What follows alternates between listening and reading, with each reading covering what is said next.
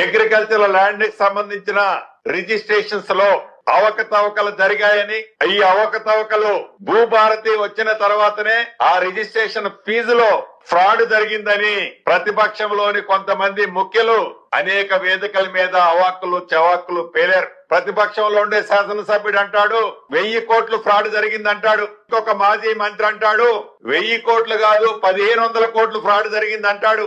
ఇంకొక మాజీ మంత్రి భూములే భూభారత్లో మొత్తం కూడా గోల్మాల్ అయ్యాయని చెప్తాడు. ఏదైతే ఒక ప్రత్యేకమైన కమిటీ నేసాం ఎక్స్పర్ట్స్ తో, నిన్ననే దాని మీద రివ్యూ చేశాను. రివ్యూ చేసిన తర్వాత ఏవైతే అవకతవకలు జరిగాయని అంటున్నారో దానికి ప్రధానమైన సూత్రధారులు, పాత్రధారులు ఆనాడు ధరణిలో ఉండే లొసుగులే అనేది స్పష్టంగా తెలియటం జరిగింది.